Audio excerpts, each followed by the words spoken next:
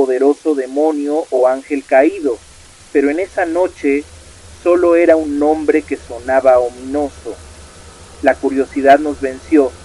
Empezamos a hacerle preguntas triviales y la tabla respondía correctamente.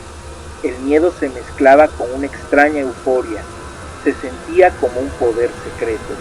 El verdadero error fue cuando Sofía... Dicen que la curiosidad mató al gato, pero en el mundo de lo oculto la curiosidad puede hacer cosas mucho peores.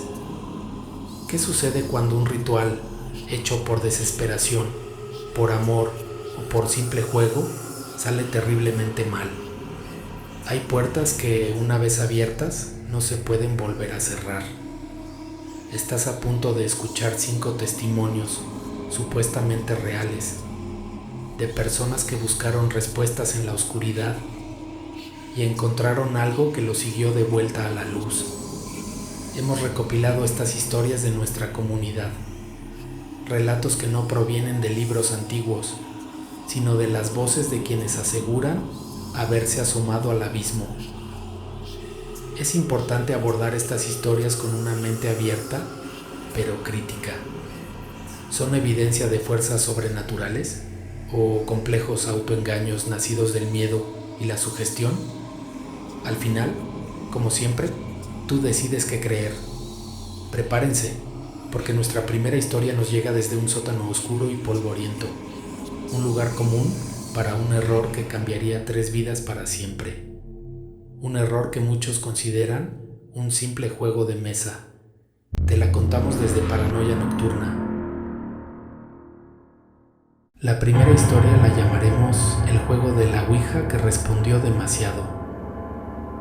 La narra un hombre llamado Javier, quien asegura que la inocencia de una noche de aburrimiento adolescente se convirtió en un pacto no deseado.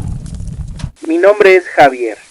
Cuando tenía 17 años, mi vida era increíblemente normal. Fútbol, exámenes y pasar el rato con mis 2 mejores amigos, Carlos y Sofía. Éramos inseparables. Una noche de viernes estábamos en el sótano de mi casa. Mis padres habían salido y llovía a cántaros. El aburrimiento era nuestro principal enemigo. Fue idea de Sofía. Su abuela había fallecido y entre sus cosas encontraron una vieja tabla Ouija. No era de las de juguete, era una pieza de madera oscura, pesada, con las letras grabadas a mano. Se sentía antigua. Al principio nos burlamos, no creíamos en esas cosas, pero Sofía estaba seria. Quería intentar contactar a su abuela, solo para despedirse. Aceptamos, más por complacerla que por otra cosa. Apagamos las luces, encendimos una sola vela y pusimos nuestros dedos sobre el puntero. Recuerdo el frío de la madera. Sofía hizo la primera pregunta. «Abuela, ¿estás aquí?» Silencio. Carlos soltó una risita nerviosa. «Creo que la abuela no tiene buena señal aquí abajo», bromeó. Estábamos a punto de rendirnos cuando decidí hacer una pregunta diferente, una pregunta estúpida. «¿Hay alguien más ahí?» Lentamente, el puntero comenzó a deslizarse. Se movió hacia el sí. Nos miramos, con los ojos muy abiertos. Sé que muchos dirán que es el efecto ideomotor, movimientos inconscientes de nuestros propios músculos, y ojalá hubiera sido solo eso. Pero la sensación en la habitación cambió. El aire se volvió pesado, frío. Ya no era un juego. Carlos, envalentonado, preguntó: «¿Quién eres?» El puntero se movió con una velocidad que nos heló la sangre. Letra por letra, deletreó un nombre: A-Z-A-Z-E-L. Ninguno de nosotros conocía ese nombre. Años después, investigando, descubrí que Azazel es una figura mencionada en textos antiguos, a menudo asociada con la enseñanza de conocimientos prohibidos y en algunas tradiciones considerado un poderoso demonio o ángel caído, pero en esa noche solo era un nombre que sonaba ominoso. La curiosidad nos venció. Empezamos a hacerle preguntas triviales y la tabla respondía correctamente. El miedo se mezclaba con una extraña euforia. Se sentía como un poder secreto. El verdadero error fue cuando Sofía todavía dolida, preguntó: ¿sabes algo de mi abuela? La tabla se movió rápidamente. Sí. Sofía preguntó si estaba bien. La respuesta fue no. El pánico comenzó a apoderarse de ella. ¿Por qué? ¿Dónde está? El puntero deletreó una sola palabra: conmigo. El rostro de Sofía se descompuso. Intentamos cerrar la sesión, mover el puntero a adiós, pero se resistía. De repente, la vela se apagó y la tabla deletreó su primera exigencia sin que nadie preguntara nada. Un favor por un favor, gritamos. Arrancamos las manos y encendimos las luces temblando. Esa noche ninguno durmió. Los días siguientes fueron una pesadilla sutil. A Carlos, que soñaba con ser atleta, le diagnosticaron una rara condición cardíaca que le impedía practicar deportes de alta competencia. A la familia de Sofía, un problema legal les hizo perder la casa de su abuela. Y a mí me tocó lo peor. Empecé a tener sueños en los que estaba de vuelta en ese sótano, con la tabla deletreando secretos oscuros de la gente que me rodeaba. Despertaba sabiendo estas cosas y la carga era insoportable. Me alejó de todos. La amistad se rompió. El peso de lo que hicimos o de lo que creímos que hicimos fue demasiado. Nunca sabré con certeza si fue el ritual o si fue el miedo lo que desató todo. Pero sé que esa noche, buscando una conexión, rompimos algo en nuestro mundo. La tabla nos dio conocimiento, sí, pero nos quitó todo lo demás. Y a veces, en el silencio, todavía escucho un susurro en mi mente: un favor por un favor. La desesperación por amor puede llevar a cometer actos irracionales. Nuestra segunda historia, El amarre inverso, es el testimonio anónimo de una mujer que intentó forzar el afecto y, según su relato, terminó borrando el alma de la persona que amaba. Lo que hice, lo hice por amor, o al menos eso me decía a mí misma. Su nombre era Daniel. Lo amaba con una intensidad que me consumía. Cuando terminó nuestra relación, no pude aceptarlo.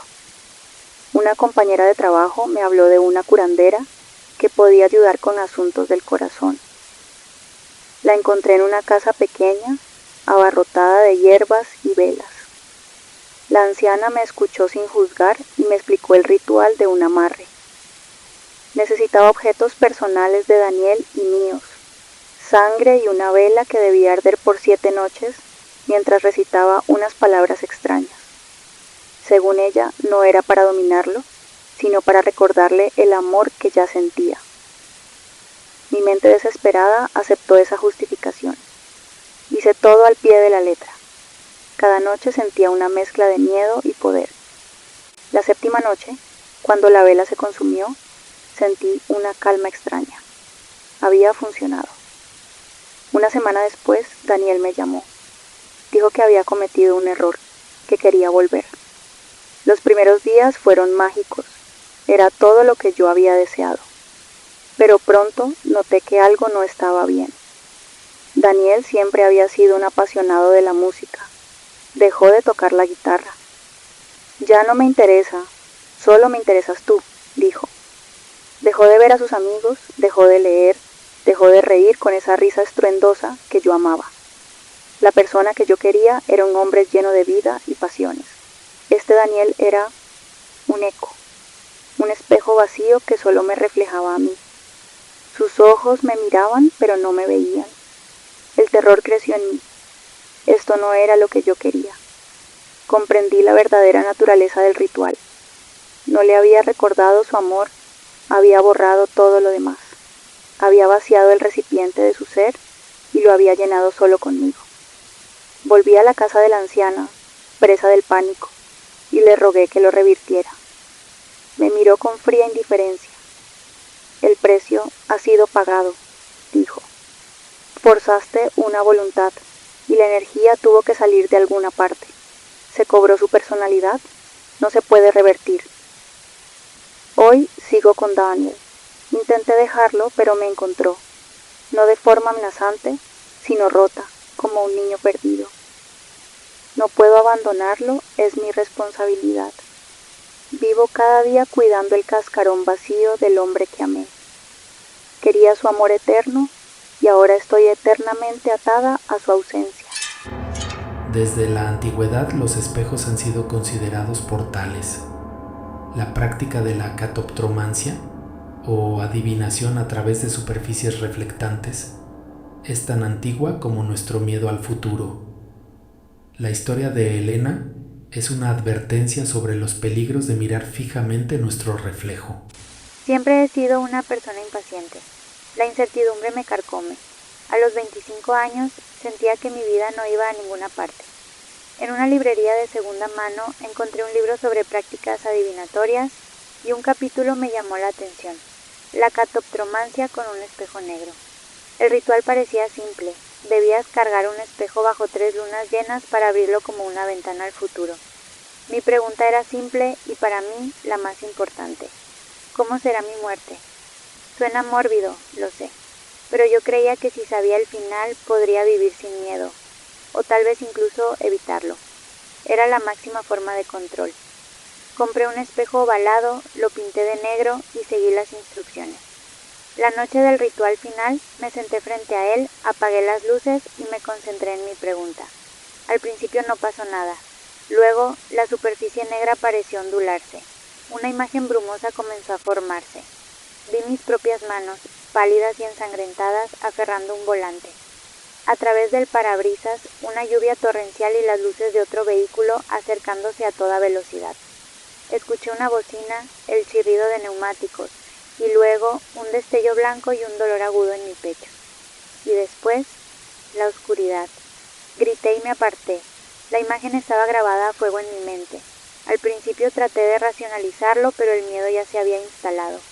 Guardé el espejo esperando olvidar lo que había visto, pero la visión no me abandonó. Empezó a envenenar mi vida. Desarrollé una fobia a conducir. Si llovía, entraba en pánico. Finalmente, vendí mi auto. Pero el ritual parecía haber puesto en marcha el destino que me mostró. Los elementos de la visión comenzaron a aparecer en mi vida. Mi hermano compró un auto y el tablero era idéntico al que vi en el espejo. Mi madre me regaló un anillo de mi abuela, el mismo que llevaba en la mano ensangrentada de mi visión. Ahora vivo en un estado de paranoia constante. El espejo no me dio control, me lo quitó todo. Me convirtió en prisionera de un futuro que quizás solo existía en mi mente, pero que ahora se siente inevitable. Algunos dirán que es el poder de la sugestión, y rezo para que tengan razón. Pero hace una semana encontré la caja con el espejo sobre mi cama. No recuerdo haberla sacado, y cuando la abrí, la superficie negra ya no era un pozo de tinta. Estaba agrietada. El espejo no solo me mostró mi muerte, ahora siento que la está esperando, y la parte más aterradora es que no sé si la está esperando para advertirme o para asegurarse de que ocurra. Nuestra siguiente historia, La limpia que ensució todo, nos fue enviada por un hombre llamado Miguel, quien, intentando purificar su nuevo hogar, afirma haber abierto la puerta a algo mucho peor. Compré mi primera casa hace 5 años, una construcción vieja con carácter. A las pocas semanas empecé a notar cosas, objetos que se movían de sitio, susurros débiles y la sensación constante de ser observado. No era algo malvelo, se sentía más bien travieso. Lo llamé el inquilino silencioso. No me asustaba, pero me agotaba. Después de 1 año, decidí que ya era suficiente, y un amigo me recomendó a una mujer que realizaba limpias energéticas. La mujer, Isabel, recorrió la casa y asintió. Sí, hay algo aquí. Es viejo, pero no es fuerte. Podemos pedirle que se vaya. El ritual de limpia parecía inofensivo. Usó sahumerios, oraciones y agua bendita, pidiendo a cualquier energía no bienvenida que encontrara su camino. Cuando terminó, el aire en la casa se sentía más ligero. La pesadez había desaparecido. Isabel me dio una última instrucción. No enciendas velas ni incienso por 1 mes. La casa es ahora un vacío. No quieres invitar a cualquier cosa a llenarlo. Las siguientes semanas fueron de una calma total. El inquilino silencioso se había ido, pero después de 1 mes, el silencio empezó a sentirse opresivo. casa se sentía hueca. Una noche escuché un golpe fuerte en el piso de abajo, seguido de un arañazo lento y deliberado desde dentro de la pared de mi habitación. La actividad se intensificó. Puertas que se cerraban de golpe, pasos pesados en el pasillo, la televisión encendiéndose sola en estática. La sensación de ser observado regresó, pero esta vez era hostil, una ira fría, especialmente en el sótano. Empecé a ver sombras altas y oscuras por el rabillo del ojo. Llamé a Isabel, desesperado. Cuando le describí lo que pasaba, hubo un largo silencio. Su voz, cuando habló, estaba llena de pavor. Miguel, el vacío que creamos, algo más lo llenó. Al quitar la energía débil que había, fue como apagar una pequeña luz en un bosque oscuro, y la oscuridad más profunda lo notó. Explicó que mi inquilino silencioso actuaba como un guardián involuntario. Su presencia ocupaba el espacio y mantenía a raya a otras entidades. Al hacerla limpia pusimos un cartel de se alquila, y algo mucho más fuerte y malévolo había aceptado la oferta. Isabel se negó a volver. Eso no quiere que le pidan que se vaya, me dijo. Eso quiere que tú te vayas. He intentado vender la casa, pero cada vez que viene un comprador sucede algo. Una vez, todas las bombillas explotaron. Otra vez, una pareja salió corriendo, afirmando que una voz les dijo, fuera. Así que aquí estoy, atrapado. Duermo en el sofá, con las luces encendidas. Los arañazos se han convertido en golpes, y a veces escucho una imitación de los susurros de antes. Pero ahora, la voz es grave, gutural, y susurra mi nombre. La limpia funcionó, limpió mi casa de un fantasma inofensivo, pero en el proceso la ensució con un demonio y me enseñó la lección más aterradora. A veces, el mal que conoces es mejor que el mal que invitas sin saberlo. Nuestra última historia se basa en uno de los mitos más antiguos, el pacto en la encrucijada, un lugar entre mundos donde se pueden hacer tratos con entidades oscuras. Este testimonio nos lo envía un hombre que prefiere el anonimato. Cuando un hombre está desesperado, es capaz de cualquier cosa, y yo lo estaba. Tenía poco más de 30 años, una familia maravillosa y un negocio que se hundía. Estaba a punto de perderlo todo.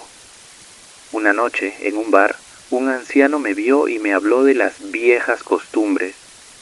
Me habló de un ritual en una encrucijada para pedir un favor a quien escucha en el cruce de caminos. Me dio instrucciones precisas. Ir a la medianoche de una noche sin luna a una encrucijada de tierra.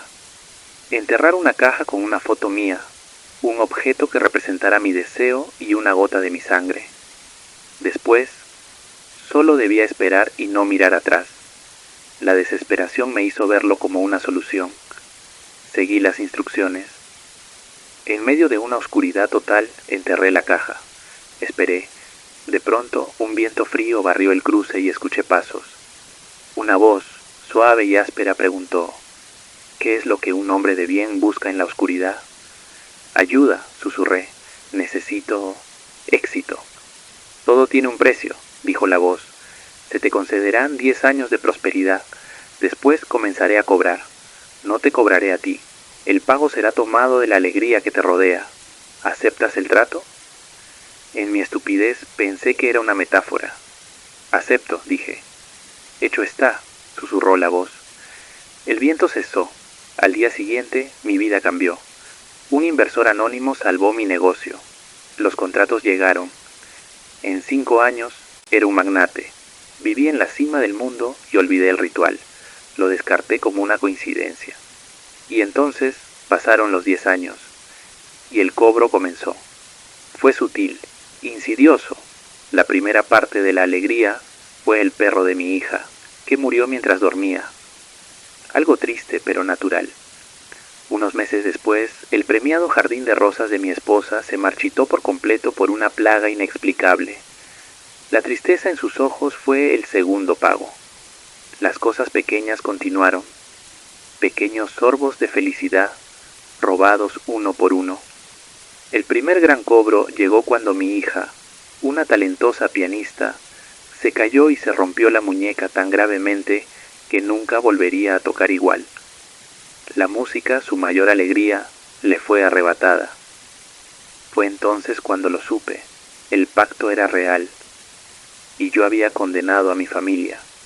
La entidad no me estaba haciendo daño a mí. Me dejaba intacto, rico y exitoso, para que pudiera observar cómo la felicidad de las personas que amaba era desmantelada, pieza por pieza. Hoy soy un hombre viejo. Mi esposa me dejó, no por falta de amor, sino por una tristeza abrumadora que se instaló en nuestra casa. Mi hija apenas me habla. Tengo todo el dinero del mundo, pero vivo en una casa silenciosa y vacía. Cada vez que algo bueno le sucede a alguien que aprecio, siento pánico, porque sé que es cuestión de tiempo antes de que vengan a cobrar su parte. No me quitaron el alma, me dejaron con ella para que pudiera sentir cada gramo del sufrimiento que causé. El contrato no era por mi alma, era por mi felicidad. Y la forma más cruel de quitártela es dejándote solo con tu éxito, mientras destruyen todo lo que amas. La desesperación, la curiosidad, el amor, la ambición. Las motivaciones detrás de estos rituales son profundamente humanas. Las historias que han escuchado, ya sean testimonios verídicos o complejas manifestaciones psicológicas del miedo y la culpa, nos dejan con una pregunta inquietante. ¿Fueron estas personas víctimas de fuerzas oscuras o de su propia sugestión y las devastadoras consecuencias de la coincidencia? Quizás la verdadera moraleja no está en si los monstruos son reales. Quizás está en reconocer los monstruos que todos llevamos dentro. Tal vez hay puertas que es mejor no tocar, no porque estemos seguros de lo que hay detrás, sino porque nunca podremos estar seguros de lo que desataremos en nosotros mismos al intentar abrirlas. Si tú has vivido algo similar y quieres compartirlo, puedes enviarnos tu relato de forma anónima al correo que aparece en pantalla. Tu historia podría ser la próxima que contemos. Gracias por acompañarnos y sobre todo, tengan cuidado con lo que desean. A veces, la forma más cruel de castigo es conseguirlo.